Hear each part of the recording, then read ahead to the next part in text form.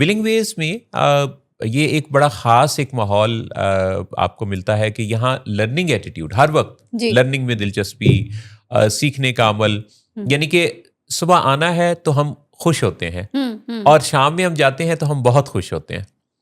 और वो इसलिए कि खुशी खुशी काम पर आना और बहुत खुशी से जाना, इसलिए कि दिन भर में आपने जब बहुत कामयाबी के साथ लोगों को उनके मसाइल के हल करने में मदद दी होती है। जब बिल्कुल। कोई सीखता रहता है जी। तो उसके सीखे हुए का फ़ायदा अगर दूसरों को हो तो उसकी ज़िंदगी को तो चार चांद लगते ही हैं जिसको आप पहुंचा रहे होते हैं, लेकिन पहले वो चार चांद लगते हैं खुद आपकी अपनी ज़ात को सीखने वाले को। ये जो है ना, हसद करना, जेलस होना, रिजेंटमेंट्स, बैड फीलिंग रखना, कंफर्टेबल फील ना करना, किसी की खुशी में खुश ना होना, जी। ये सब के सब नॉर्मल बिहेवियर्स नहीं है।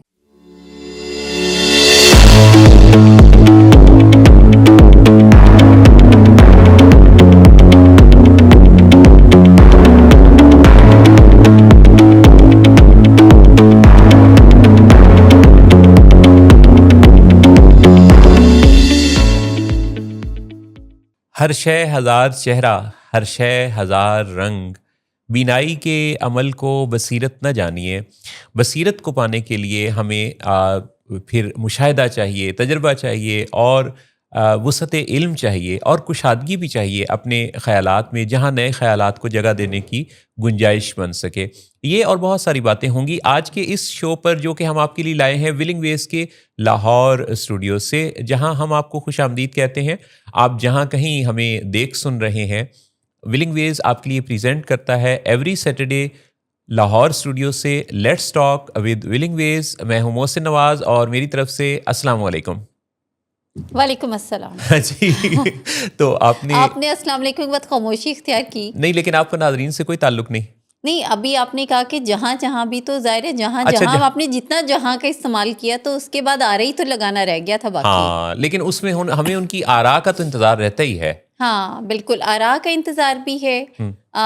उनकी हमें ऑब्वियसली फीडबैक भी, कॉल्स भी। और मोहसिन साहब, मुझे भी रिसेंटली एक फैमिली से मुलाकात हुई जिन्होंने ना सिर्फ हमारे शो की तारीफ की, अब आगे जो लफ्ज़ बनता है वो बल्कि आता है कि ना सिर्फ तारीफ की और बल्कि क्या किया, बल्कि उन्होंने रेफरेंस से बात की कि एक शो में ये जो आपने मूड डिसऑर्डर पे बात की थी, एक शो में आपने ओवर थिंकिंग पे बात की थी, और एक शो पे ये जो आपने मियाँ बीवी के ताल्लुकात पे जो बात की थी ना, उसकी तो क्या ही बात है। लिटरली वो जिस तरह रेफरेंस दे रहे थे ना बातचीत करते हुए, तो मुझे लग रहा था कि जैसे मेरे वालिद साहब एक लफ्ज़ इस्तेमाल करते हैं, कोई भी अच्छा काम हो तो कहते हैं लो भाई पैसे पूरे हो गए। वाह जी वाह। तो मुझे भी लगा कि जब जब जैसे जैसे तारीफ हो रही थी तो मैं क्या लो साडा तो फिर एफर्ट जो है वो मतलब कामयाब होती हुई नजर आ रही है। अल्हम्दुलिल्लाह ऐसे ही है। मेरे पास भी बहुत फीडबैक आता है और हमारे इस शो के देखने वाले अलहदा और इसके क्लिप्स देखने वाले अलहदा जी। और हमने जो जितनी भी हम इस पे बातचीत करते हैं वो काफ़ी ज़्यादा सराही जाती है। और जो मियाँ बीवी वाले क्लिप की आपने बात की जी जी, तो उसमें वो इतना एक यानी अच्छा था, हज़ारों व्यूज़ और बहुत सारे कमेंट्स के साथ पिछले शो पर होने वाली भी बात लोगों ने बहुत सराही। तो हम भी तो अपने मुशाहिदात, तजर्बात और अपने इल्म, तहकीक, इन सब चीज़ों को जो हम जिसके साथ जुड़े हुए हैं वो हम शेयर करते रहते हैं। विलिंग वेज में ये एक बड़ा ख़ास एक माहौल आपको मिलता है कि यहाँ लर्निंग एटीट्यूड हर वक्त, लर्निंग में दिलचस्पी, सीखने का अमल, यानी कि सुबह आना है तो हम खुश होते हैं और शाम में हम जाते हैं तो हम बहुत खुश होते हैं। और वो इसलिए कि खुशी खुशी काम पर आना और बहुत खुशी से जाना, इसलिए कि दिन भर में आपने जब बहुत कामयाबी के साथ लोगों को उनके मसाइल के हल करने में मदद दी होती है तो ये फिर आपकी खुशी के साथ बहुत का इजाफा कर देती है। एग्जैक्टली। और आए दिन मोहसिन साहब, मतलब जब भी हम कोई ना कोई सिचुएशन को डील कर रहे होते हैं, किसी के मसले को हल कर रहे होते हैं जी, तो कुछ ना कुछ नया भी सीख रहे होते हैं। यानी मुझे ऐसे लगता है वो जो शॉर्पनिंग द सॉ वाला एलिमेंट है ना, जो 7 हैबिट्स की एक 7th हैबिट है ये शॉर्पनिंग द सॉ, यानी कि अपने आप को आप अप टू डेट रखें। तो वो रोज़मर्रा की हमारी जो डीलिंग है अपनी क्लाइंट्स के साथ, उसमें पूरी होती हुई नज़र आ रही होती है। लेकिन उस डीलिंग के लिए भी हमारी जो लर्निंग है उसे खुद से भी अपडेट करना, यानी with book reading, with different videos को देखना, रिसर्चेस को, सर्वेस को आप गो थ्रू करें, लेटेस्ट देखें क्या हो रहा है, तो वो भी बहुत ज़्यादा यूज़फुल है। कहीं ना कहीं पे हमें ऐसा लगता है कि जैसे शायद जो अपडेट करना था ना वो बस फॉर्मल एजुकेशन तक ही महदूद था। यानी एक अगर हमारी फॉर्मल एजुकेशन है ना, कोई एमएस कर लिया हमने या पीएचडी कर ली है या एमएससी कर ली है, तो दैट्स इनफ। और अब हम वी आर रजिस्टर्ड और अब हमारे पास एक पेपर है जिसे हम डिग्री का नाम देते हैं, तो अब हम जो भी करेंगे वो ऑथेंटिक होगा।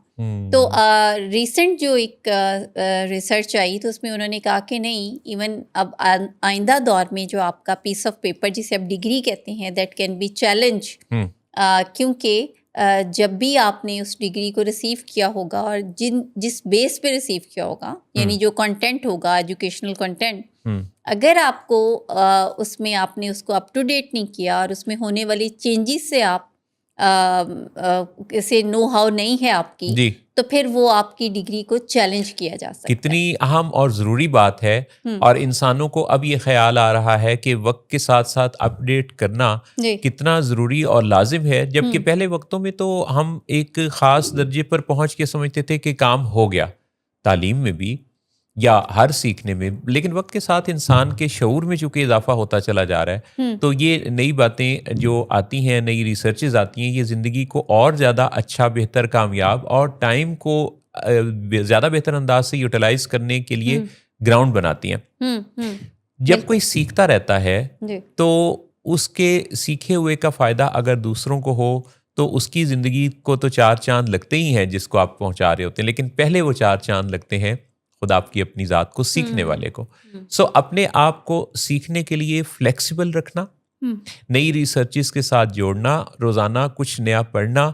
अगर ये कोई मामूल रखता है तो ये हो नहीं सकता कि फिर उसकी सोच विचार मसलों के हल के लिए अपने आप को ताज़ा लर्निंग से आरास्ता ना करे, क्योंकि जो सोच रहा होता है और गौर व फिक्र कर रहा होता है वो ये सुनगुन और समझ बूझ भी पा लेता है कि जिसमें किसी मसले को आने से पहले वो उसको स्मेल आउट करता है कि कैसे, कहाँ से, किधर से, वो क्योंकि चारों तरफ से आगाह होगा, तो वो पहले से ही अपने आप को तैयार करना शुरू कर देगा। लिहाजा वो बड़ी आसानी से अपने आप को महफूज रखते हुए और अच्छे दर्जे पर आगे बढ़ेगा। लेकिन अगर कोई अपने जहन के दरवाजे ही ना खोले तो फिर अचानक जब वो दरवाजे खुलेंगे किसी सिचुएशन के पैदा होने से, तो फिर 14 तबक रोशन हो जाएंगे अस खुद। दैट्स सो ट्रू मोहसिन साहब, ये आपने इतनी अहम बात की है। और हम अपने रोज़मर्रा में जब अपने पेशेंट्स को जो वेलिंग फेस में हमारे पास दाखिल होते हैं, जब हम उनसे मिल रहे होते हैं और उनकी फैमिलीज़ को जब हम एजुकेट कर रहे होते हैं रिगार्डिंग देयर इश्यूज़, तो बेसिक तो हमारा पर्पस यही होता है कि हम उनको ये बता दें कि अब जिस बीमारी और जिस बीमार के साथ उनको सामना है, चैलेंज का सामना है, एक्चुअली में ये बहुत आसानी से हल हो सकता है अगर आप अपने आप को अकॉर्डिंगली अपडेट करेंगे। और अगर आप अकॉर्डिंगली अप टू डेट रखेंगे खुद को, तो फिर तो मसला कोई बड़ा मसला ही नहीं रहेगा। जब कोई अपने आप को अपडेट करता है तो जाहिर है फिर उन्हें लगता है कि उनकी चमक दमक से लोग बाजू का जलते भी हैं। हाँ। एक जुगनू आगे आगे था और सांप उसके पीछे पीछे उसको निगलने के लिए। तो थोड़ी देर तो जुगनू ने कोशिश की, लेकिन फिर उसने रुक के पूछा कि भैया बात क्या है, क्या तुम्हारी खुराक में मैं शामिल हूँ? उसने कहा कि नहीं, मैं रूटीन में तो जुगनुओं को नहीं खाता। फिर उसने पूछा कि मैंने तुम्हारा कुछ बिगाड़ा है? तो सांप कहने लगा कि नहीं, बिगाड़ा तो नहीं है। तो जुगनू ने पूछा फिर तुम मुझे मारना क्यों चाहते हो, खाना क्यों चाहते हो, वजह? कहने लगा कि चारों तरफ अंधेरा है, अच्छा, तुम चमक रहे हो, नजर ही सिर्फ तुम आ रहे हो।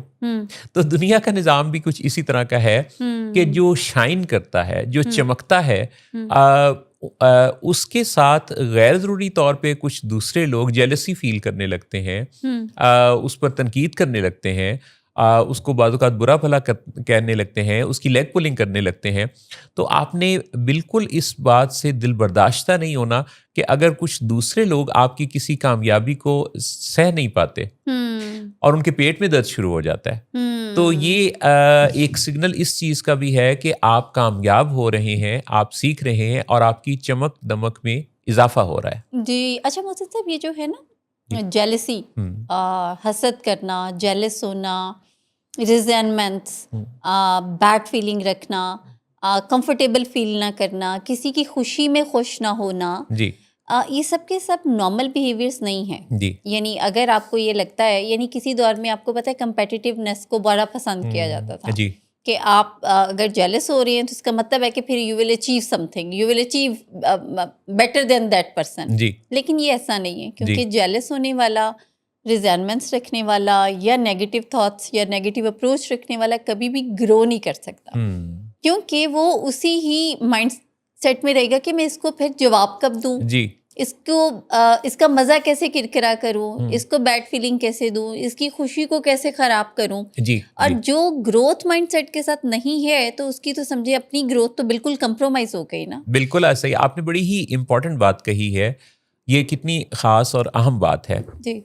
बाज़ औक़ात हम कोई बड़ा ख्वाब रखते हैं, बड़ा ख्वाब देखते हैं, बड़ा मंसूबा प्लान करते हैं और हम उसको डिस्कस करना शुरू हो जाते हैं किसी छोटी सोच के हामिल शख्स से, जिसको उसका कॉन्सेप्ट ही नहीं होता, उसके समझने की सलाहियत ही उसकी अभी बेदार नहीं हुई होती। तो क्या होता है कि आपका जो बड़ा ख्वाब है ना, वो मलिया मेट हो जाता है, क्योंकि उसके अंदर करने के जो ख्वाब हैं वो बुनने की बजाय आप उसके मुमकिन ना होने की सोचों से भर दिए जाते हैं। चुनाचे ये बात बहुत ही याद रखने की है और गौर व फिक्र के साथ इस पे अमल करने की ज़रूरत है कि हम जब भी कोई बड़ा ख्वाब देखें, कोई बड़ा मंसूबा बनाएं, कोई प्रोजेक्ट स्टार्ट कर रहे हों, तो उसको जो हमने डिस्कस करना है वो सिर्फ उसी से सलाह मशवरा करना है, डिस्कस करना है जो उसके पूरे कॉन्सेप्ट को समझने की सलाहियत रखता हो। ये ना हो कि आप अपनी जगह पे बिल्कुल ठीक हों और बहुत ज़बरदस्त तरीके से राइट डायरेक्शन पे चलने के लिए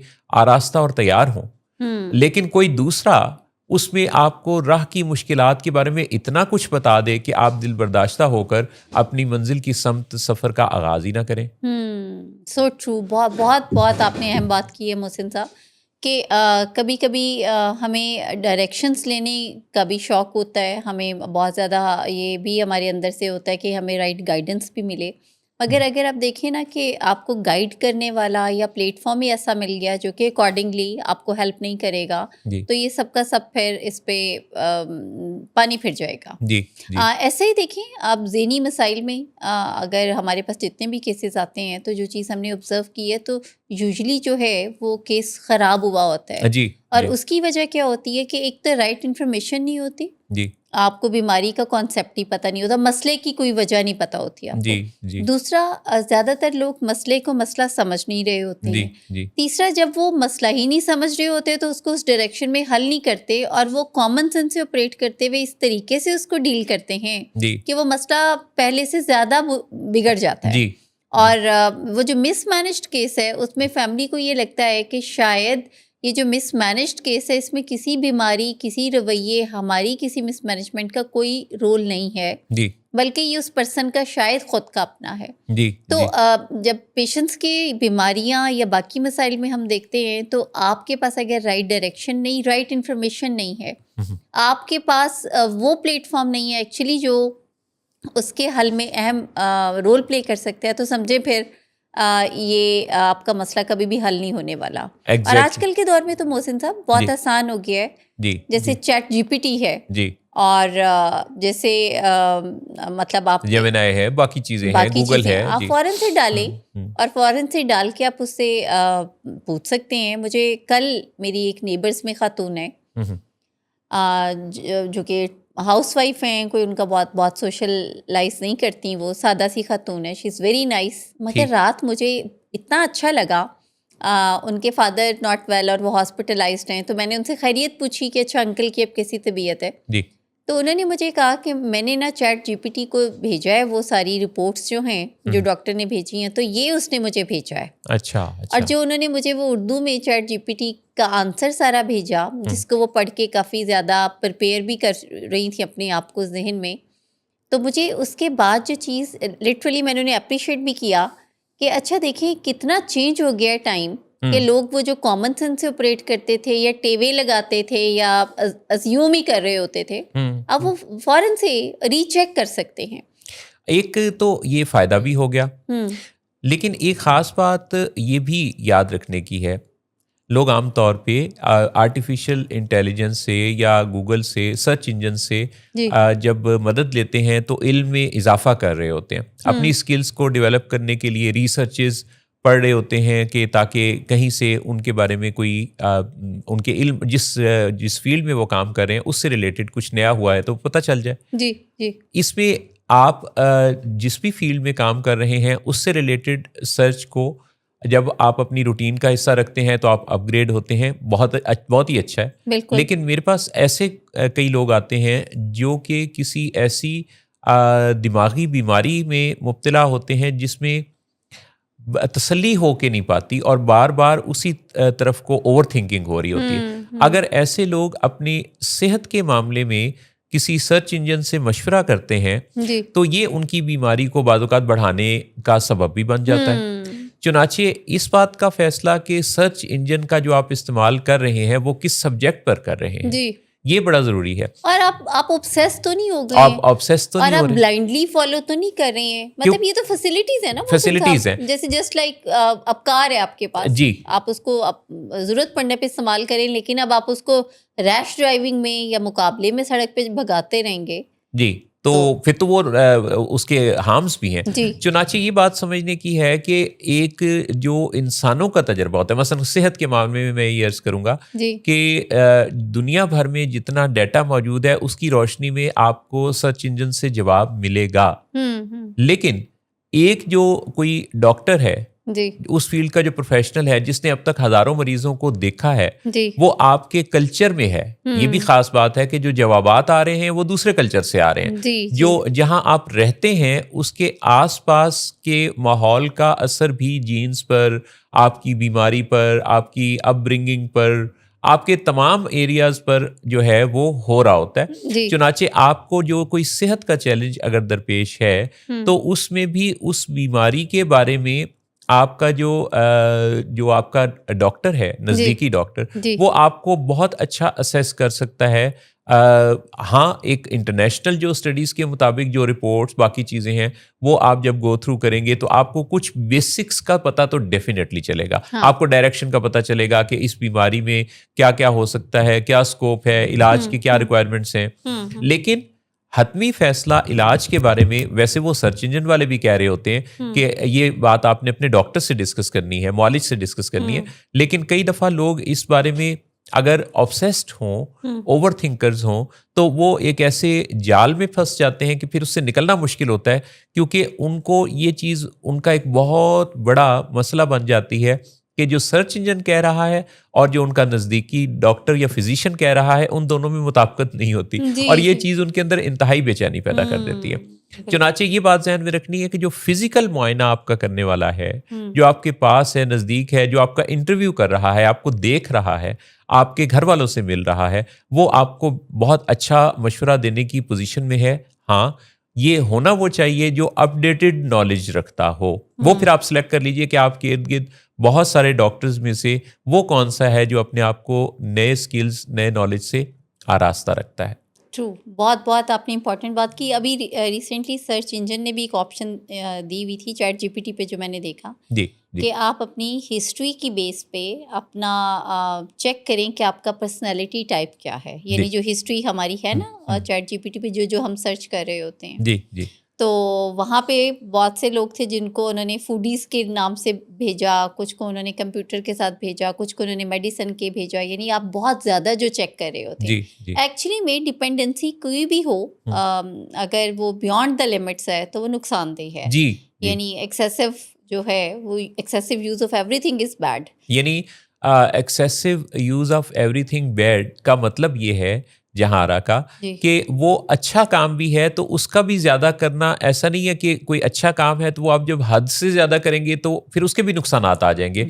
इस चीज को वर्कोहलिज्म भी कहते हैं। You are very right. अब जिस तरह नॉर्मल एबनॉर्मल में जो हमने डिफरेंशिएट करते हैं तो इसमें थिन लाइन है मोहसिन साहब, यानी नॉर्मल और एबनॉर्मल में सिर्फ एक डिग्री का फर्क है। जी, नॉर्मल से जो चीज बियॉन्ड चली जाती है वो एबनॉर्मलिटी में चली जाती है। ब्लड प्रेशर और शुगर में भी तो यही होता है कि वो ब्लड प्रेशर का होना जरूरी है जिंदा इंसान के लिए, लेकिन उसका ना ऊपर ना नीचे, हाँ एक दरमियान में उन्होंने एक उसका एक पैरामीटर रखा है कि भाई इसके अंदर अंदर रहेगा तो नॉर्मल है। इसी बिल्कुल तरह शुगर है, अब शुगर देखें कि ऊपर जाएगी तब भी ठीक नहीं है, नीचे जाएगी तब भी ठीक नहीं है। तो ये दोनों के माबैन एक ये नॉर्मल और एबनॉर्मल के फ़र्क को समझना जी ये बड़ा ज़रूरी है। तो अच्छी चीज़ का भी नॉर्मल हद से निकल जाना मसला है। बिल्कुल बिल्कुल। और यही मसला फिर जब दरपेश होता है तो उसके बाद फिर जो सिचुएशन है उसमें हमें बहुत से मूड्स के चैलेंजेस भी देखने पड़ते हैं। आपका रिलेशनशिप के भी जो डिफ़िकल्टीज़ हैं वो मुझे नज़र आती हैं अक्सर फैमिलीज़ के अंदर, कॉन्फ्लिक्ट्स नज़र आते हैं, लॉसेस नज़र आते हैं, फाइनेंशियल लॉस होते हैं, आपका हेल्थ लॉस होते हैं, जी क्योंकि जब आप नॉर्मलाइज नहीं खुद को रख पाते हैं। जी जी जी, बिल्कुल ऐसा ही है। तो हम ये जो आपसे बातें कर रहे हैं इन बातों का हिस्सा आप भी बन सकते हैं। अभी कुछ ही देर में हम आपसे एक इम्पॉर्टेंट बात करने लगे हैं अपने इस शो पर। हमारे जो मेहमान हमारे साथ वीडियो लिंक पर ज्वाइन करेंगे वो आपसे शेयर करेंगे कि किस तरीके से जो कंटेंट राइटिंग है वो आप अगर अपना प्रोफेशन बनाना चाहते हैं तो कंटेंट को डिलीवर करना, उसको अरेंज करना, बाद औक़ात लोग ये सोचते हैं कि इसके लिए कोई बहुत बड़ा बजट चाहिए। कोई इस तरह का किसी का आइडिया है तो वो सोचते हैं बड़ा मुश्किल है ये इतने पैसे, ये कोई लाखों का काम है। लेकिन ये आसानी से कैसे हो सकता है, इस बारे में हम बात कर रहे हैं इस ब्रेक के बाद।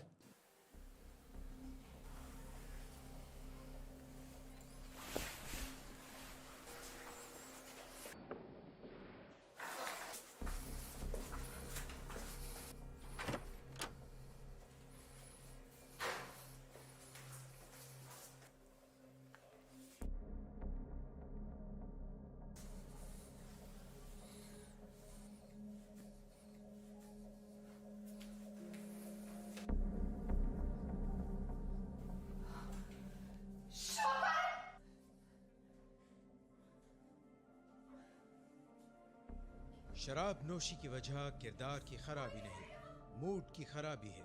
शराब नोशी कभी भी नशे की बीमारी में बदल सकती है। नशे की बीमारी हर स्टेज पर काबिले इलाज है। मदद हासिल कीजिए, क्योंकि वो ऐसा नहीं करेगा। विलिंग वेज से मदद हासिल कीजिए, कहीं से भी मदद हासिल कीजिए, लेकिन फौरी मदद हासिल कीजिए। जिस मुआवजे के इंतजार में आपने बहुत देर कर दी, अब वो दस्तक दे रहा है। मदद हासिल कीजिए, मदद हासिल कीजिए, मदद हासिल कीजिए। इधर से गुजरा था, सोचा सलाम करता चलूं। वालेकुम सलाम। लेकिन हम इधर से गुजर नहीं रहे, बल्कि यहाँ थे, थोड़ी देर पहले भी थे। शो है let's talk with willing ways और बातें हो रही हैं दिल की भी और दिमाग की। दिल की बात आप ज़्यादा मानते हैं या दिमाग की, ये भी ज़रा सोच कर बताना है। और जब सोच कर बताएंगे तो जाहिर है कि ये सोच आपकी प्रीफ्रंटल कॉर्टेक्स से आ रही है, तो हम इसे कहेंगे कि ये दिमाग की सोच है, ह्यूमन ब्रेन की सोच है। और अगर ये सोच आ रही है दिल की तो ये पीछे से आएगी, एनिमल ब्रेन से, और ये आएगी इमोशंस के सेंटर से, यानी एमिगडाला इसमें सरचश्मा इसका हो सकता है। क्योंकि जितनी बेचैनियां हैं इनके घर का पता चल गया है। और बेचैनियों के अगर घर का पता चल गया है तो इनको जाके बात की जा सकती है। लेकिन इस वक्त तो हम वो जैसे घर पे दरवाजा नोक करके नहीं उलामा देंगे जी जी। अब तो बेचैनियों के घर का पता चल गया है, और ये बेचैनियों का घर इंसान के दिमाग के पिछली साइड पे वो हिस्सा है जिसे अमिगडाला कहते हैं। अब इस जगह को पहचान लेने के बाद, इस घर का पता मालूम कर लेने के बाद, इसके दरवाजे कब खुलते हैं, कब बंद होने हैं, इसकी फिर चाबी आप पा सकते हैं। और अगर आपका ये दरवाज़ा मौजूद है, क्योंकि ये जो इसका ये पोर्शन है ये तो आपके साथ है, इसके दरवाजे, इसकी ताकची और उसकी कुंडी और चाबी तो फिर अगर आप हासिल कर लेते हैं तो ये बेख्तियारी में, बेबसी में अचानक से खुलेगा नहीं, आपकी इजाज़त से खुलेगा, और सिर्फ ज़रूरत के मुताबिक खुलेगा तब जब आपको भागना होगा।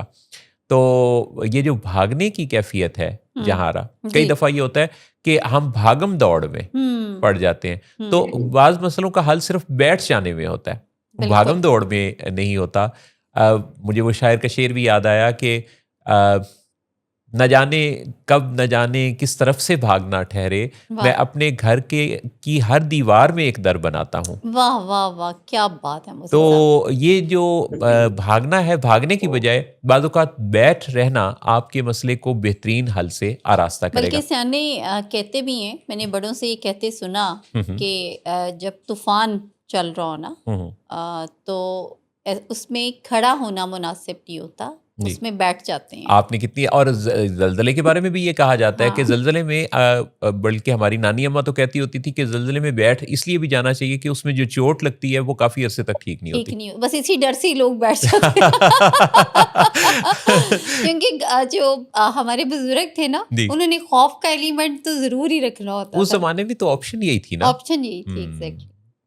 बात करते हैं अपने आज के मेहमान कॉलर से। अस्सलाम वालेकुम। जी, वालेकुम अस्सलाम मोहसिन साहब, आप कैसे हैं? खैरियत से हैं? आप सुन पा रहे हैं मुझे? जी, बिल्कुल आपको सुन भी पा रहे हैं और नाज़रीन तक आप पहुँच रहे हैं। हम देख भी पा रहे हैं हम आपको। बिल्कुल और ज़करिया हाशमी साहब हमारे साथ हैं जिनको देखते रहे हैं हमारे नाज़रीन विलिंग वेज की वीडियोज़ पर भी, साइकोलॉजिस्ट हैं और बहुत ही शानदार स्किल्स रखने वाले इस नौजवान ने तालीम साइकोलॉजी में हासिल की, बहुत अच्छा काम किया विलिंग वेज के साथ। फिर ये इनका इनका जो है वो शौक चुराया इनको वीडियोस बनाने का, शॉर्ट मूवीज़ बनाने का, डॉक्यूमेंट्रीज़ बनाने का। तो ओके। उसके प्रोड्यूसर डायरेक्टर बन गए और अब तक कई एड्स, कई शॉर्ट फ़िल्म्स, डॉक्यूमेंट्रीज़ के को ये डायरेक्ट कर चुके हैं, प्रोड्यूस कर चुके हैं और बहुत ही ज़बरदस्त तरीके से सोसाइटी में इस फ़ील्ड में काम कर रहे हैं। तो ज़किया खुशामदीद कहते हैं आपको अपने शो पर। मोहसिन साहब बहुत शुक्रिया and it's always a pleasure to be there तब भी और अब भी। So good to see you again and very much excited. बहुत शुक्रिया। ये फरमाइएगा कि जिस हवाले से मैं चाहता हूँ कि आपका इनपुट बहुत ही कारआमद हो सकता है कि बहुत सारे लोग बड़े शानदार आइडियाज़ रखते हैं हुँ, और उन शानदार आइडियाज़ को एग्जीक्यूट करने के लिए बाज़ औक़ात प्रेजेंटेशन के लिए वो प्लान भी करते रहते हैं, बाज़ औक़ात प्रोसेस से आगाह नहीं होते। हुँ, लेकिन एक बड़ी हर्डल ये आती है कि लोग समझते हैं कि इस चीज़ को जो हमने किसी कोई फ़िल्म बंदी इसकी करनी है या कोई एडवर्टाइज़ करना है अपने बिज़नेस को, हुँ, तो वो सोचते हैं कि इसके लिए तो लाखों का बजट चाहिए होगा। तो ये ख़्याल आते ही कि बिल्कुल इसमें ऐसे को ही। 5 लाख, 10 लाख की बड़ी अमाउंट इन्वॉल्व है, तो वो फिर ये काम शुरू ही नहीं कर पाते। तो आपका तजुर्बा क्या कहता है और आपका मशवरा इस बारे में क्या है? अच्छा मोहसिन भाई बिल्कुल जिस तरह से आपने कहा कि बहुत से लोग ये ख़्याल करते हैं जब उनके ज़हन में ऐसा कोई भी थॉट आता है कि शायद कुछ बहुत ज़्यादा पैसे चाहिए होंगे, जो कि अपने तौर पे हकीकत है इस इंडस्ट्री की। लेकिन मेरा ख़्याल है कि ऐसे लोग प्रोसेस से बहुत ज़्यादा वाकिफ़ नहीं होते। आज के दिन मेरा सबसे बड़ा नैरेटिव जो है वो इस बात पे और पर्टिकुलरली जो शूटिंग है या फ़िल्म मेकिंग है, इसकी फ़ील्ड से तो बहुत ही कम लोगों को एक प्रोसेस का आइडिया होता है कि ये होता किस तरह से है। जो प्रोसेस के साथ आपकी अंडरस्टैंडिंग है वो होना बहुत ज़रूरी है मेरे ख़्याल में दैट इज़ वेरी इम्पोर्टेंट और पहला स्टेप है।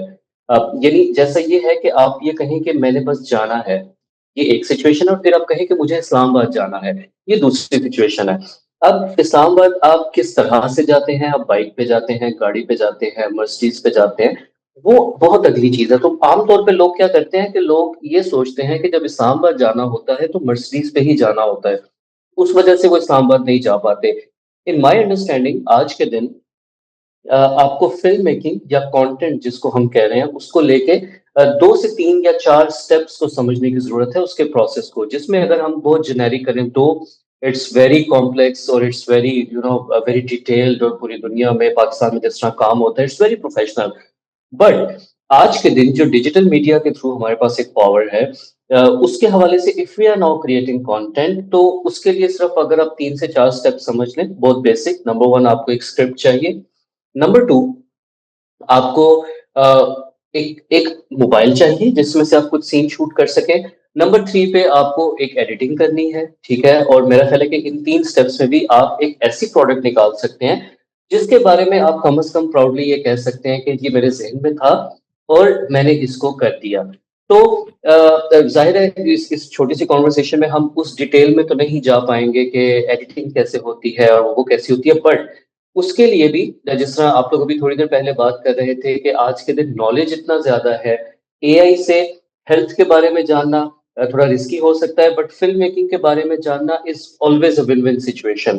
तो आपके लिए बहुत आसान है कि आप इन 3 प्रोसेसेस को अंडरस्टैंड करें। जैसे मैं हूँ, मैं दूध बेचने वाला हूँ मिसाल के तौर पर, मैं चाहता हूँ कि मेरे दूध बेचने की जो चीज़ है वो लोगों तक जाए। तो मुझे इसके लिए यही 3 चीज़ें चाहिए, आइडिया, कैमरा और एडिटिंग। मैं कोई कपड़ा बेचता हूँ, आइडिया, मैं कंटेंट क्रिएटर हूँ, मैं मिमिक्री अच्छी करता हूँ, आइडिया, कैमरा, एडिटिंग। सो आज के दिन में my understanding things are very much simplified, और इस यकीन कीजिए इससे लंबा प्रोसेस नहीं है, कि आपको इन 3 चीज़ों के अलावा भी और बहुत सी चीज़ों में स्किलफुल होना है बहुत ज़्यादा, तभी आप शुरू कर सकते हैं। हाँ, वन्स यू स्टार्ट तो फिर ये आपकी अपनी डेडिकेशन होती है कि आप काम के साथ किस तरह अपना एक bond with the passage of time बनाते जाते हैं और आप उसमें प्रो होते जाते हैं। But conclusion to this whole conversation, मुझे लगता है कि आज के दिन नथिंग टू वरी अबाउट, कि अगर आप कुछ कंटेंट क्रिएट करके कुछ कमाना चाहते हैं, अपना शौक पूरा करना चाहते हैं, वो शॉर्ट फिल्म है, वो रील्स हैं, वो म्यूजिक है, anything you name it, so this is very very much doable. और मैं चूंकि वो बंदा हूँ जो फिल्म मेकिंग और इस सारे प्रोसेस से पिछले 10 साल से जुड़ा गालिबन, तो तब एआई या उस तरह की चीजें, इवन सोशल मीडिया की भी उतनी, डिजिटल मीडिया की भी वो नहीं थी। तो मैं एक बहुत खूबसूरत कंपैरिजन ये कर सकता हूँ कि मैंने वो टाइम भी देखा, मैं ये टाइम भी देख रहा हूँ। तो आज के दिन मेरे मुताबिक 100 गुना ज्यादा आसान है कंटेंट बनाना, जितना आज से अगर हम उसको कंपेयर करें 5 साल पहले से। तो यकीनन हम इस पे मौसूम भाई किसी दिन बहुत डिटेल्ड सेशन करेंगे, बट अभी के लिए द गुड न्यूज़ इज कि 3 स्टेप्स हैं and you can easily get access to that. आपने डिफाइन किया और आपने जितनी प्रिसाइज्ड और फोकस्ड किस्म की ये सारी बात की, तो यानी आइडिया, कैमरा और एडिटिंग जो है वो फिर इसमें वो जो चार चांद लगाने वाली बात है वो है आपकी बिल्कुल जो ऐसे ही है। तख्लीकी सलाहियतें हैं, क्रिएटिविटी और आपका आर्ट्स में दिलचस्पी का होना, ये बहुत नुमाया रहा, मैंने देखा। तो आप बहुत खूबसूरत गुनगुनाते भी हैं। आपने वैसे उस सिंगिंग को अपना यानी प्रोफेशन नहीं बनाया, या अभी तक मेरा ख्याल है आपने को अपना सॉन्ग रिलीज नहीं किया, लेकिन ये बिल्कुल जो ऐसे ही मोहब्बत है। करने वाले होते हैं जी। हाँ, बिल्कुल, मैंने बिल्कुल। मैंने कहा ये ये जो कब मोहब्बत नहीं करने होंगे? वाले होते हैं, ये ये कब नहीं चूंकि होंगे? कम ही रहते हैं। यानी हर दौर में आप देखिए कि मोहब्बत करने वाले और वाह! मोहब्बतों को जुदा करने वालों की तादाद में अगर इजाफा वो देखा जाए तवाज़ुन, तो हुँ, जुदा करने वालों की बिल्कुल। तादाद जहाँ से पूछते हैं कि क्या ज़्यादा, आपके आपका भी यही ख्याल है? नहीं, मेरा नहीं ख्याल है। मेरा आपका नहीं ख्याल, हाँ, आप मुत्तफिक नहीं है। बिल्कुल। जुदा करने वालों की तादाद आटे में नमक के आटे में बराबर। नमक के बता, तो हाँ, आटा जो है वो मोहब्बत करने वाले। मोहब्बत करने वाला, यानी मोहब्बत करने वाले कम ना होंगे। हाँ। अगला शेर नहीं हम पढ़ते। अच्छा, नहीं, ग्राउंड ही इसलिए बनाई है ना, हुँ, ये जो ग्राउंड मैंने बनाई है हुँ, वो इसलिए बनाई है कि ज़करिया हाशमी आप, है तो ये अचानक सी बात, हुँ, लेकिन थोड़ा अगर गुनगुना दें यही बात, मोहब्बत करने वाले कम ना होंगे।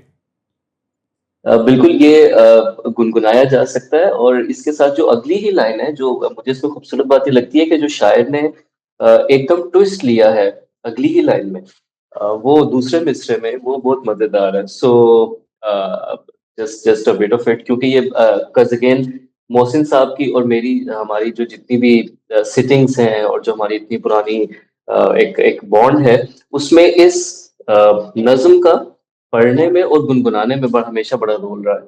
सो सर, डेडिकेटेड टू यू।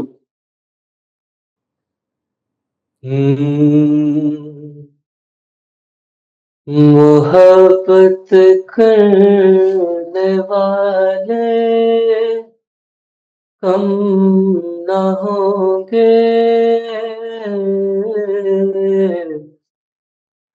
मोहब्बत करने वाले कम न होंगे,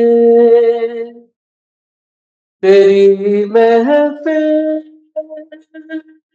में लेकिन हम न होंगे, मोहब्बत करने वाले कम न होंगे, ज़माने भर के गम या एक तेरा हम, ये गम होगा तो कितने गम न होंगे, तेरी महफिल में लेकिन हम न होंगे, मोहब्बत करने वाले कम न होंगे।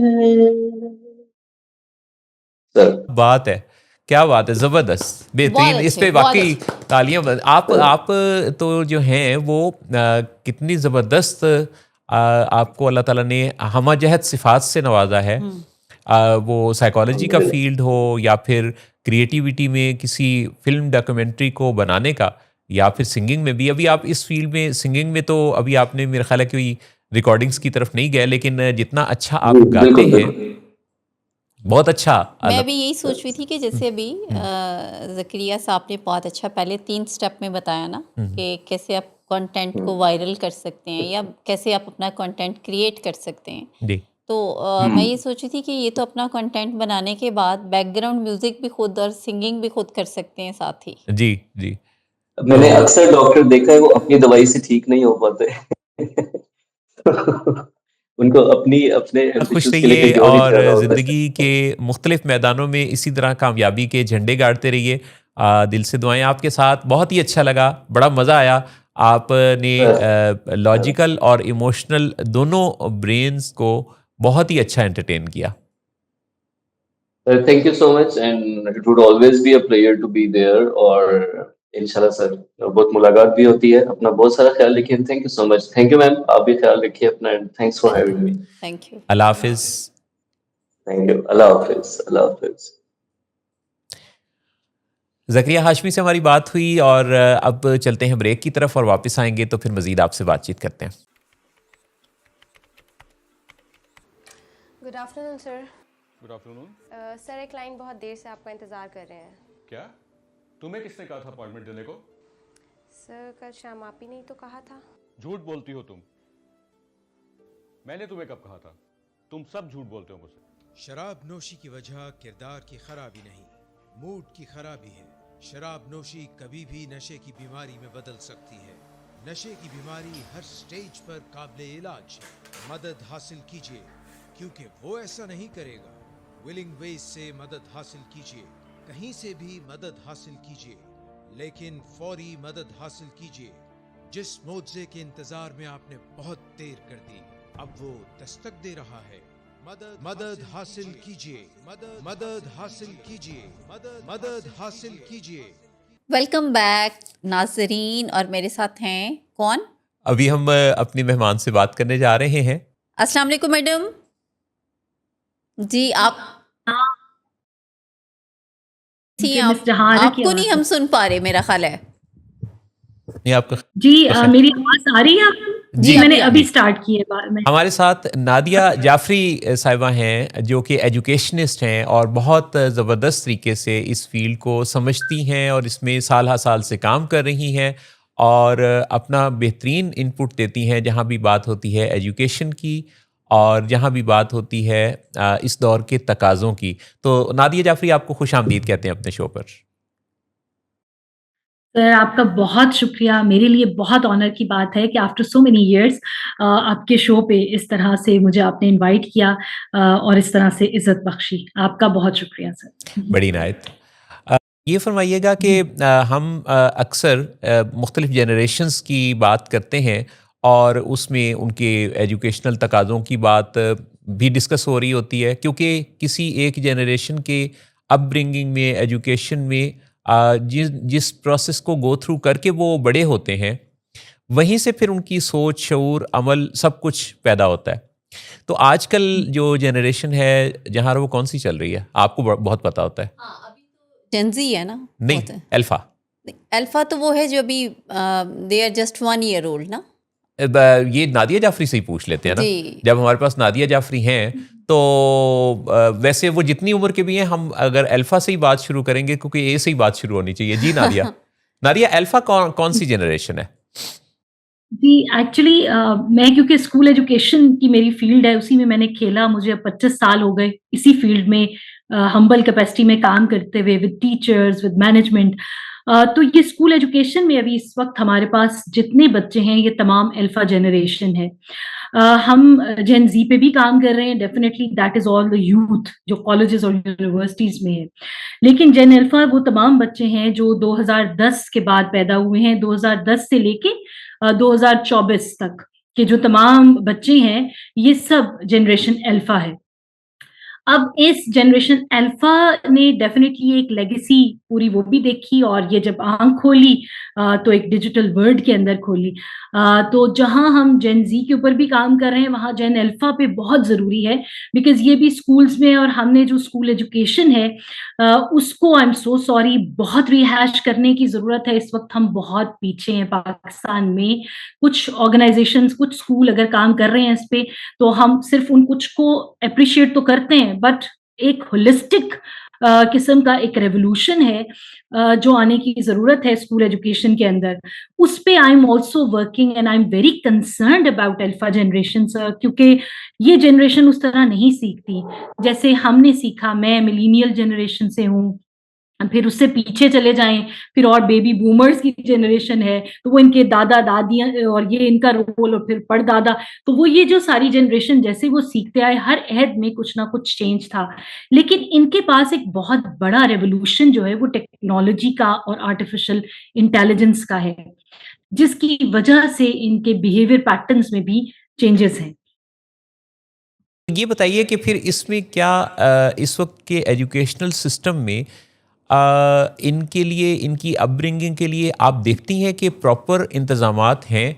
और जैसे मैं यहाँ पे जहारा और मैं जिन मौज़ूआत पे बात कर रहे होते हैं, वो इन बच्चों के अंदर आने जी। वाले जो थॉट और मूड के पैटर्न्स हैं, उसमें इनका बहुत ज़्यादा इनके अंदर बेचैनी का होना, इनके अंदर डोपामीन की स्पाइक्स भी एक्चुअली इन्हीं को चाहिए होती हैं, क्योंकि ये रील और शॉर्ट्स को देखते हुए जो जनरेशन है, ये वो जनरेशन है।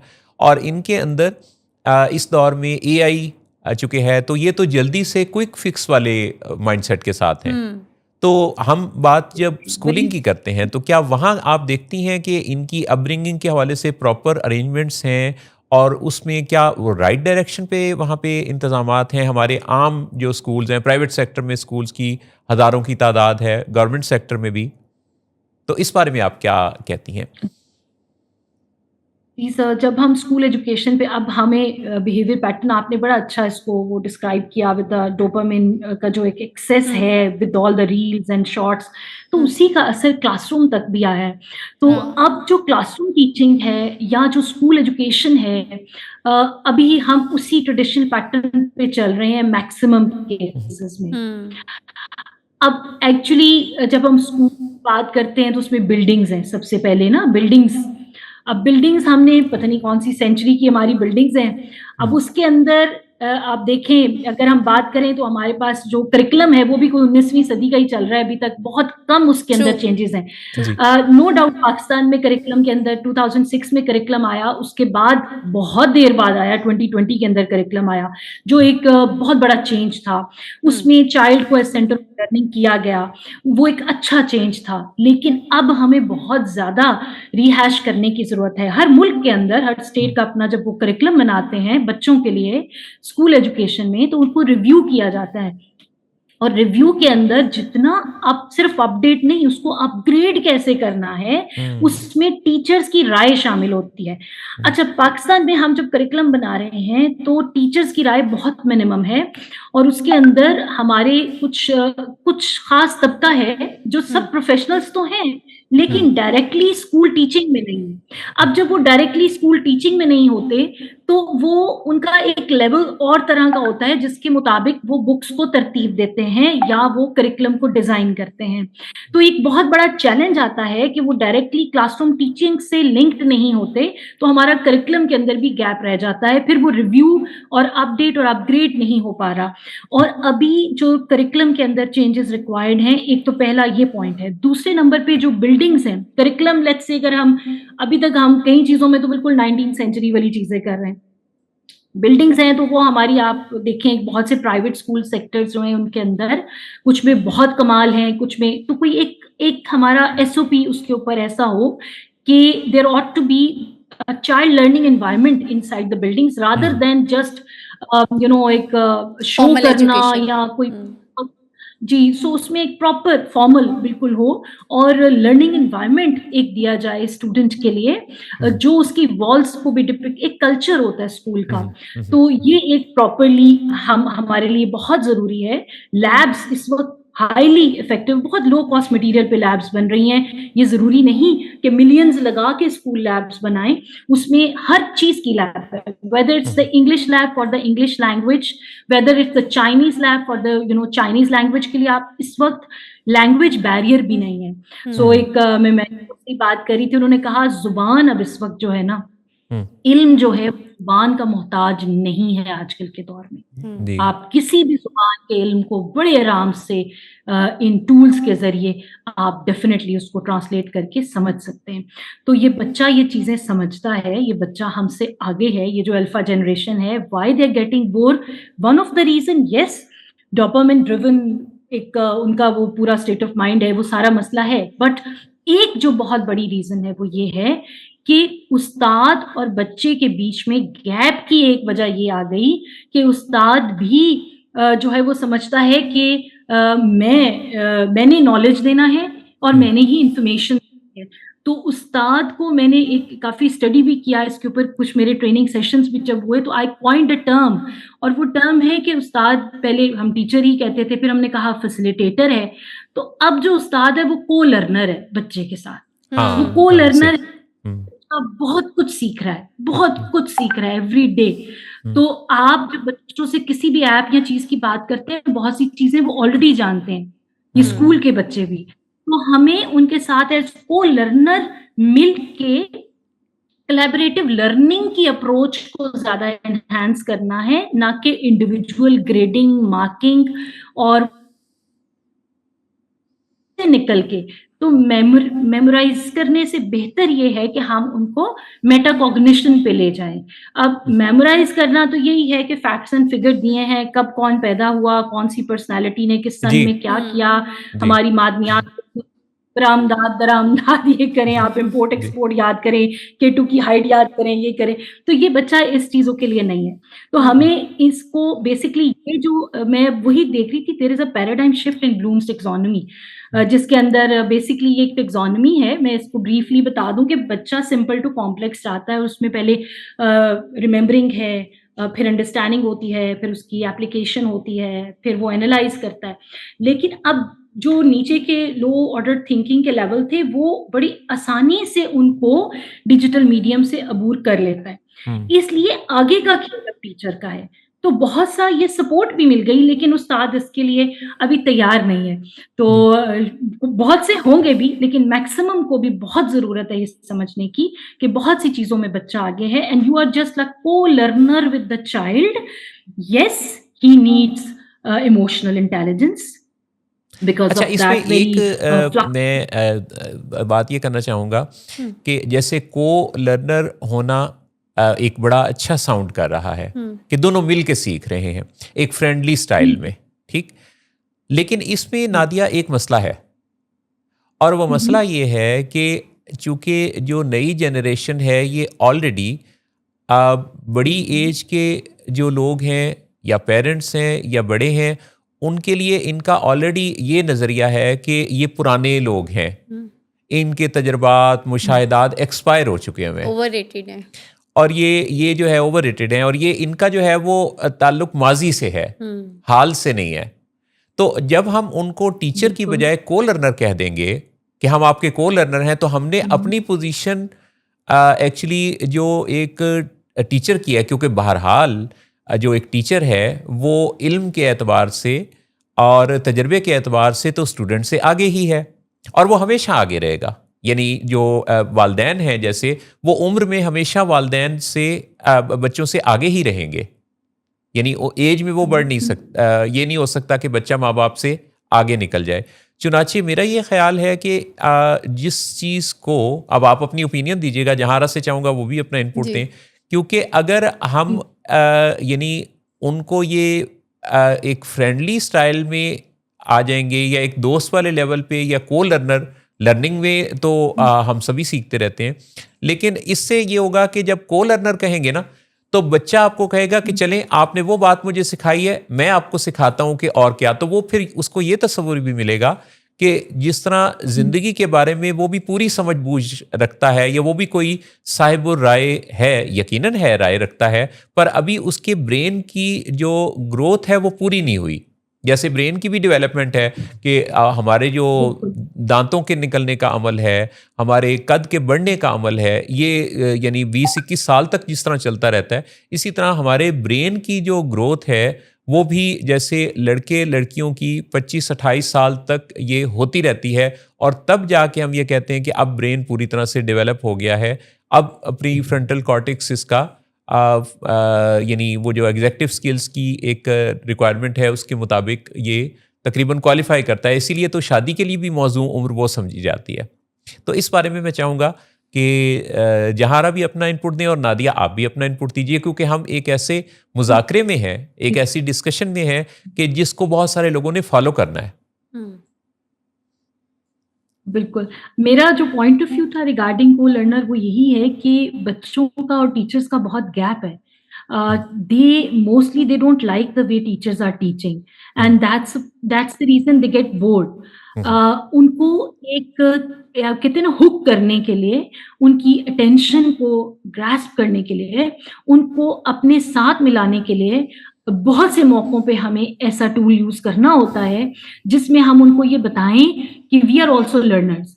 जहां तक बात है बच्चा बार बार स्टक होता है, क्या ग्रेड 3 या ग्रेड 5 या ग्रेड 7 के भी अगर स्टूडेंट्स आप देखें तो दे हैव मेनी प्रॉब्लम्स जिसमें उसको ये पता होता है कि टीचर हमसे आगे है।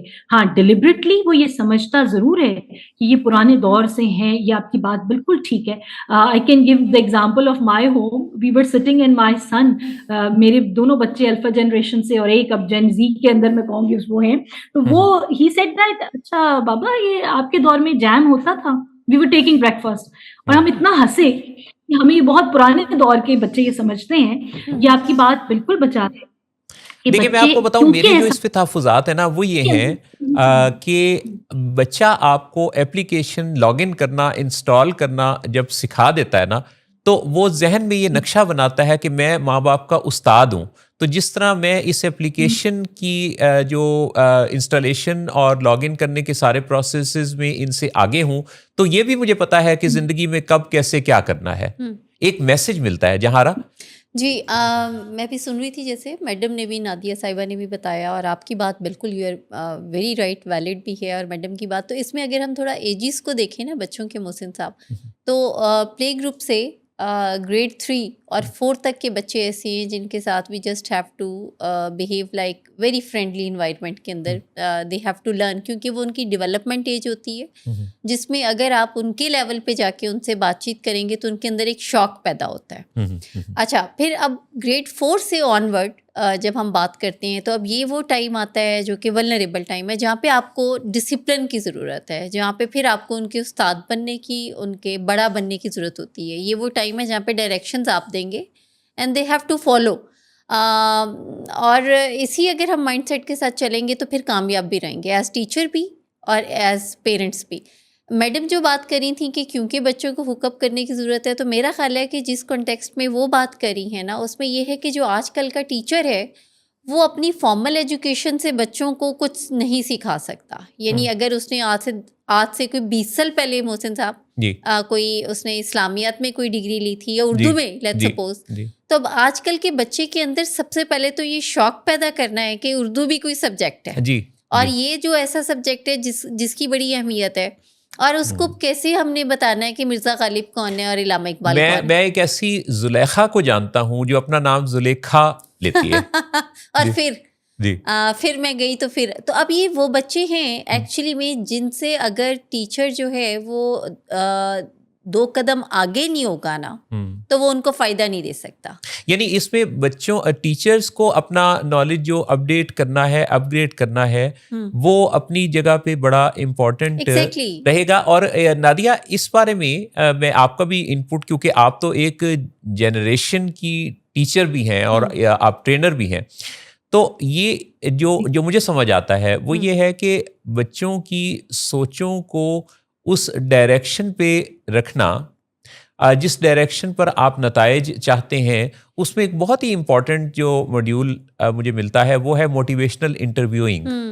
यानी जिसमें आप उनसे सवाल करते हुए उनकी सोचों का रुख उस तरफ को मोड़ते हैं। जैसा कि मैंने मेरे जो दोनों बेटे हैं और आप भी वालदा हैं और जहारा भी वालदा हैं, तो हमने अपने अपने बच्चों की भी जो अपब्रिंगिंग की, तो मैंने उसमें ये किया, जिस टूल को अप्लाई किया वो मैंने ये किया कि मैं उनसे सवाल पूछते हुए उनके जवाबात से वो रुख बनाता था जो कि जिस रुख पर उनको आगे बढ़ना था, जाना होता है। जी। अच्छा, अब इसमें एक जो चीज़ है ना जो मैं यानी जिसके अंदर एक बड़ी बारीक सी लाइन है, वो बारीक सी लाइन है कि फ्रेंडली स्टाइल में बात करना अलग चीज़ है, फ्रेंड्स बनना अलग चीज़ है।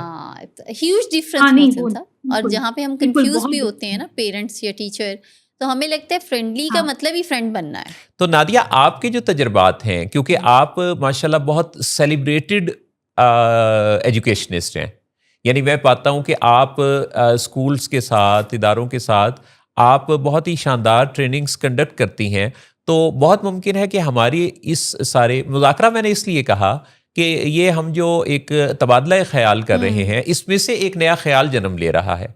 तो आपके ज़रिए बहुत मुमकिन है कि ये ख्याल उन सारी ट्रेनिंग्स तक पहुँचे जहाँ जहाँ आपको जाने का, अपीयर होने का, कंडक्ट का मौका मिलता है। तो आप क्या समझती हैं इस बारे में? जी, देखिए यहाँ पर हम बड़ा अच्छा मिस जहारा ने अभी ना सेग्रीगेशन जो की है, प्री प्राइमरी, प्राइमरी और फिर हम एलिमेंट्री और सेकेंडरी की बात करते हैं। एक तो मैं सिर्फ उसके ऊपर थोड़ा-सा ये बात करना चाहूँगी कि बहुत ज़्यादा चेंज है, every day we are getting new apps, new things. इसमें एक चैलेंज भी है। मैं क्योंकि टीचर्स ट्रेनिंग से, जैसे सर आपने कहा, तो टीचर ट्रेनिंग के ऊपर तो बहुत काम की ज़रूरत है इस वक़्त। जैसे मिस जहारा ने कहा कि फॉर्मल एजुकेशन इस वक़्त जो वो डिग्रीज़ लेके आए हैं, जो काम है अब आगे बिल्कुल डिफरेंट है।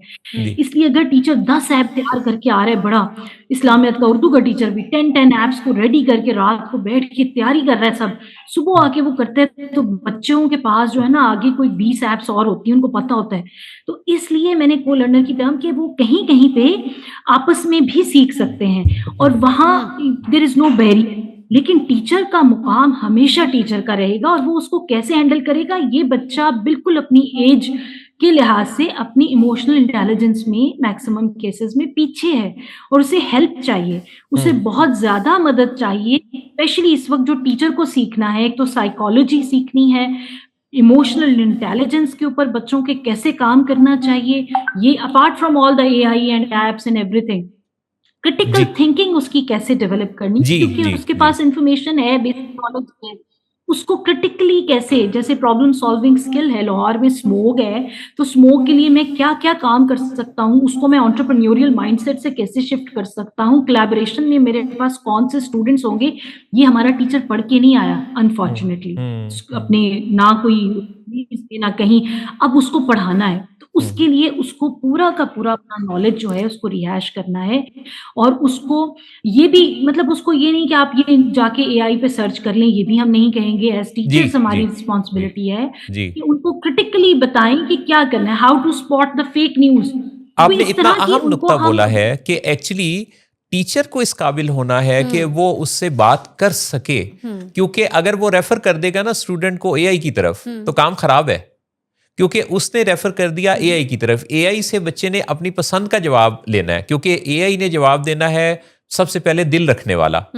बच्चे ने पूछना है कि मुझे बर्गर बहुत ज़्यादा पसंद है, मैं चाहता हूँ कि मैं सिर्फ बर्गर ही खाऊं और मैं फ्रेंच फ्राइज़ और इस तरह की चीज़ें ही ले लूँ, शावरमा ही मुझे पसंद है, और मुझे वॉक करने में, सुबह सुबह उठने में बड़े प्रॉब्लम्स हैं, तो मैं इस प्रॉब्लम के बारे में जो ये मेरे प्रॉब्लम्स हैं इनको मैं नहीं कोप अप कर पा रहा, तो मेरा दिल नहीं चाहता, तो मैं चाहता हूं कि मैं शाम को पढ़ा करूं। तो भला आर्टिफिशियल इंटेलिजेंस क्या जवाब देगा?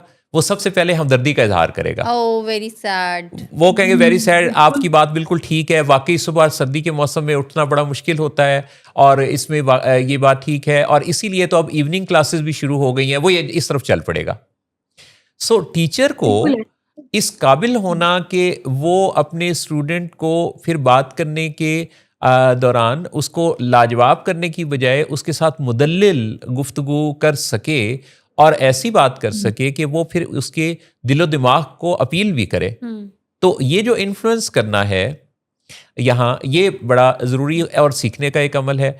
लेकिन असल सवाल ये है कि क्या टीचर्स सीखना चाहते हैं? मैं आपसे जानना चाहूँगा कि आपकी इस सारे ट्रेनिंग के अरसा के दौरान, 25 साल के अरसा में, आप क्या टीचर्स के अंदर सीखने का रुझान बढ़ते हुए देखती हैं, या टीचर्स भी अब इस बारे में को लर्नर वाले स्टेटस पर अपने आप को ला रहे हैं? जी।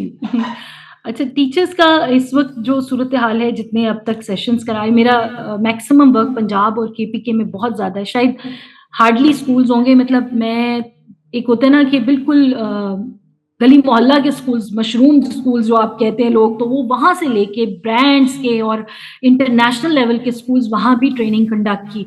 तो एक फिर पब्लिक सेक्टर और प्राइवेट सेक्टर दोनों का वो भी कंपैरिजन एक है, क्योंकि पब्लिक सेक्टर में पिछले 11 साल से मैं पूरे पंजाब के जो गवर्नमेंट के स्कूल्स हैं उनकी मैनेजमेंट की ट्रेनिंग, जो प्रिंसिपल्स की है, उनको देख रही हूँ यहाँ पे पेक्टा में। अब इस सारे के अंदर जो एक आता है ना व्यू पूरा का पूरा, एक जब हम एक अप्रोच देखते हैं, तो मैक्सिमम केसेस में एक जो बड़ा कॉमन क्वेश्चन हालांकि होता है, बाय चांस है या बाय चॉइस है, तो हैं तो मैक्सिमम जो वो बाय चांस ही, लेकिन जब वो आ गए हैं इस फील्ड में, तो कितना वो इस चीज को सीरियस लेके और ग्रैब करते हैं, वो अनफॉर्चुनेटली रेशो बहुत कम है, बहुत कम। आप बाय चांस आए हैं, बाय चॉइस आए हैं, जैसे भी आए हैं, वो रेशो जो ये समझे कि टीचिंग एक बहुत सीरियस प्रोफेशन है और इसको हमने, वो रेशो बहुत कम नजर आई है दोनों सेक्टर्स के अंदर। मेहनत कर रहे हैं टीचर्स, मैं मानती हूँ, लेकिन उसमें बहुत सा सिस्टम का रोल भी है, बहुत सा पर्सनल भी रोल है इनका, कि इनको पर्सनली ग्रूम करने के लिए खुद से सिस्टम, जब ऐसा हो ना कि वो प्रोफेशनल ग्रूमिंग ले रहे हैं और एक उनकी करियर प्रोग्रेशन है, उसके साथ साथ उनकी कोई डेजिग्नेशन में भी फर्क आ रहा है, उनकी कोई इंसेंटिव्स बढ़ रहे हैं, कोई मोटिवेशन उनकी प्रोफेशनल ग्रूमिंग की, ये भी तो लैग कर रहा है। तो जब तक साथ साथ सारा सिस्टम ऐसा डेवलप ना किया जाए, वो भी बहुत इंपॉर्टेंट है। Secondly, will, it's a matter of will और स्किल। तो मैटर ऑफ विल भी बड़े केसेस में है और मैटर ऑफ स्किल भी बहुत से केसेस में है। तो मैटर ऑफ विल जब आता है, तो जिनके पास ये एप्टीट्यूड और एटीट्यूड टीचिंग का नहीं है, उन्हें एक्चुअली टीचिंग नहीं करनी चाहिए। फिर यहाँ पे सैलरी का फैक्टर भी बहुत बड़ा है। जो मैं जब देहातों में जाती हूँ और मैं रूरल एरियाज के अंदर, जो मेरा तमाम तरह ऑब्जर्वेशन है, हमारे जो स्कूल्स हैं, वहाँ पे बहुत ही अंडरपेड किया जाता है टीचर्स को। तो वो अपने बेसिक्स, वो मैस्लो की हायरार्की है ना सर, तो वो बेसिक ही चीजें नहीं वो कर पाती, तो वो ऊपर तक वो सोच ही नहीं पाती कि मैंने अपनी कॉग्निशन को और अपनी प्रोफेशनल ग्रूमिंग को और इसको कैसे लिंक करना है कि मैं जो है वो एज टीचर वो इन्फ्लुएंस क्रिएट करूं। तो there are factors for that. Yes, there are teachers who are working marvelously, they are creating the influence और वो बहुत कमाल काम कर रहे हैं, लेकिन अनफॉर्चुनेटली वो रेशो अभी कम है, अभी कम है रेशो, और उस रेशो पर बढ़ाने की ज़रूरत है। बड़ी ही आपसे मुफीद गुफ्तगू हुई है, जिसमें से एक ख्याल ये निकला कि बेसिकली बच्चों से अच्छे कनेक्शन के लिए टीचर्स को अपनी ग्रूमिंग ट्रेनिंग से गुजरना होगा। Very important. बहुत अच्छे तरीके से बात करने के लिए, और उनके सही मानों में जिसको बच्चा दिल से टीचर मान ले। ये टीचर टीचर कहने से टीचर की पोजीशन नहीं बनेगी। ये टीचर के लिए जो दिल से उसके आवाज़ बच्चे की आएगी, जो एहतराम पैदा होगा, असल गोल वो है। सो बच्चों की अपब्रिंगिंग के वक्त उनके साथ बहुत अच्छे दोस्ताना अंदाज से उनको टीच करना शुरू में, और उनके साथ बातचीत करते हुए इस तरह का अंदाज के, मसलन अगर टीचर अपने सीखने के दौर का जिक्र करे तो बच्चे को ये ना लगे कि ये कोई पुराने दौर की बात टीचर कर रहा है, बल्कि वो उससे को रिलेट कर पाए अपने आप को भी कि ये जो अपने बचपन की बात बता रहे हैं तो ये मेरा बचपन है, तो इसमें वो एक उसके सबकॉन्शियस माइंड की टीचर फिर प्रोग्रामिंग कर रहा हो, पर ये सारा हुनर उसे आता हो, वो बिल्कुल। जानता हो, सीख चुका हो। बल्कि सीखने के साथ चूंकि प्रेजेंट परफेक्ट टेंस तो इस्तेमाल ही नहीं होता, तो सीखते चले जाने का ही अमल है। नादिया जाफरी, आपने बहुत ही उम्दा हमेशा की तरह गुफ्तगू की। मुझे आज भी याद है कि नादिया जब मेरे रेडियो के शो में आई जहारा, जी। तो इन्होंने शरारती बच्चों, नॉटी किड्स के वाले से बात की, जिस पर अभी तक लोगों के कमेंट्स आ रहे होते हैं। हाँ, दैट्स गुड। आप देखें कि आज की बातचीत भी देख लें अगर आप, जी, उसके साथ आप आज भी, तो मैंने खुद बहुत सीखा, और ये देखने वाले हमारे जो व्यूवर्स हैं, जो भी देख भी रहे हैं, सुन रहे हैं, तो उनके लिए भी ये बहुत यूज़फुल डिस्कशन है। बेशक ऐसा ही है। नादिया जाफरी, आपके लिए छाजों दाद और बहुत शुक्रिया।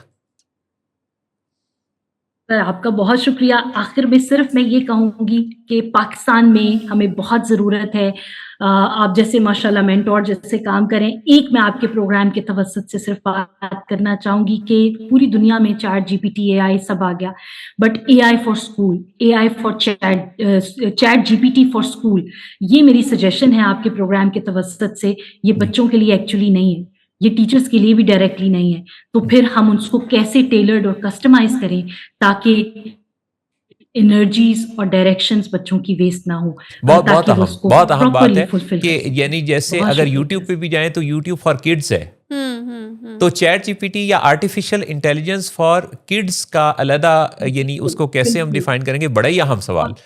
मेरा ख्याल है ये जो आपकी बात है, ये पूरी दुनिया में इस पर सोच विचार होनी चाहिए, और मुमकिन है कि जब हमने आपके जहन में ये सवाल पैदा हुआ है, तो हो सकता है कि कुछ जगहों पे इस पे काम होना शुरू हो गया हो, क्योंकि मेरा ये मानना है कि जब किसी इंसान को कोई सोच या ख्याल आता है, तो एक्चुअली किसी दुनिया के किसी दूसरे कोने में किसी दूसरे इंसान के अंदर भी वो ख्याल पैदा हो रहा होता है, तो ख्यालात की आपस में वाइब्रेशन का कनेक्शन भी बनता है।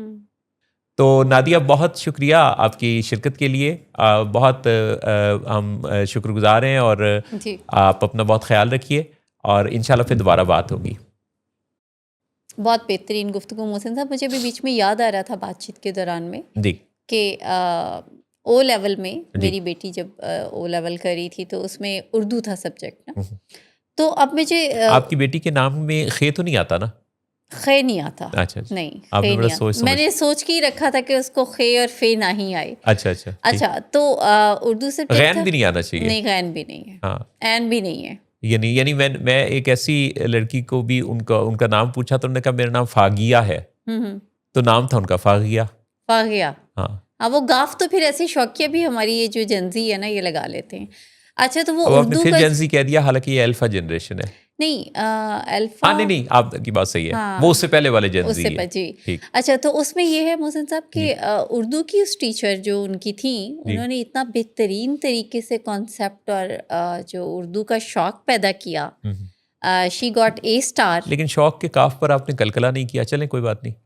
अच्छा, वो जी। असल में ये जो बेबी बूमर्स है ना, जी। ये सुकून नहीं लेने देते हमें बिल्कुल। अच्छा, ये और शनाख्ती कार्ड में साथ नहीं लाया, वरना मैं आपके सामने रखता, जवाब ही ना देना पड़ता। अच्छा, हाँ। नहीं तो आप बेबी बूमर्स ही आते हैं ना? ना नहीं, ना। आप एक्स हैं? हाँ, 100। अच्छा, आप एक्स हैं। हाँ। अच्छा, ठीक है। मैं वाई हूँ। अब ये तो फिर मेरे ख्याल नहीं, कागजात निकालने पड़ेंगे। अच्छा, मैं भी जी। नहीं साथ लाई, मैं तो रखती भी नहीं हूँ अच्छा। एक्चुअली। हाँ, मतलब जरूरत नहीं है। ज़रूरत नहीं है बिल्कुल भी। जी।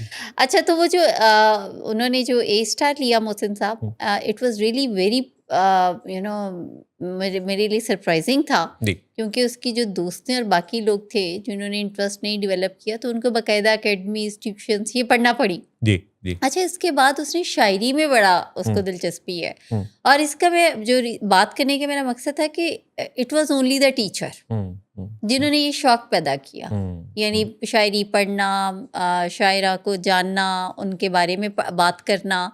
तो मतलब टीचर का इतना वाइटल रोल है बच्चे की ज़िंदगी में जी कि वो या तो ज़िंदगी बना देते हैं और कभी-कभी बिगाड़ भी देते हैं। जी मैंने जी बहुत से बच्चों हाँ को पढ़ाई से सही बात सिर्फ है इसलिए भी भागते देखा कि उनको कोई अच्छा उस्ताद नहीं मिला, जी और बहुत से बच्चों को मैंने ज़िंदगी में इस तरह भी कामयाब होते देखा कि उनको कोई अच्छा उस्ताद मिल गया उस्ताद मिल गया। सही बात है। अब ये देखें, लेकिन ये क्या बात है कि ज़िंदगी बनाने या ना बनाने में उस्ताद का बहुत रोल है कि उस अच्छा उस्ताद मिल गया हम्म, या अच्छा उस्ताद नहीं मिला। नहीं मिला, हम्म। लेकिन उस्तानी कहाँ गई? आपकी ज़िंदगी बनाने में तो एक उस्तानी का ही काम है है ना? वैसे, है ना? हाँ, हाँ। और असल में तो ये जो टीचिंग है इसमें पहला सबक आपको देती भी उस्तानी है ज़्यादातर। है ना? हाँ, ये बात बिल्कुल, देखें ये ना, बात तो बिल्कुल कितना ठीक। कितनी अहम बात है। बहुत अहम बात मोहसिन साहब। और हम सारी ज़िंदगी उस्ताद उस्ताद करते रहते हैं, हाँ, उस्तानियों को भूल जाते हैं। देखिए, हालांकि उस्तानिया जो हैं उनका तो एक बड़ा अहम रोल है, खास तौर पे मर्दों की जिंदगी में। हाँ जी, बिल्कुल ना? बिल्कुल ऐसा ही है। हाँ, तो तो मेरा ख्याल है कि इससे इजाजत का टाइम। अब ये इसमें इजाज़त का वक्त भी है और ये बताने का वक्त भी है कि यू आस्क फॉर इट। जी, आप आज भी देखेंगे विलिंग वेज के आज ये विलिंग वेज के कराची स्टूडियो से टेलीकास्ट होगा। डॉक्टर सदाकत अली कराची से इस शो पर शामिल होंगे और ये जो सैटरडे का दिन है ये आप लोगों से हमारी विलिंग वेज की 2 दफ़ा मुलाकात होती है टीम की, एक दोपहर में let's talk with willing ways में और शाम में यू आस्क फॉर इट। तो every evening 7 PM you ask for it आप रोज़ाना मुख्तलिफ हमारे सेंटर से देखते हैं। जुड़े रहिए हमारी नशियात के साथ, करते रहिए बात दिल की और दिमाग को अपनी नई स्किल्स से आरास्ता करते रहिए। आपके लिए और आपके प्यारों के लिए बहुत सारी दुआओं के साथ इजाज़त चाहते हैं मोहसिन नवाज़ और जहां राना। आइंदा मुलाकात तक के लिए अल्लाह हाफिज़। अल्लाह हाफिज।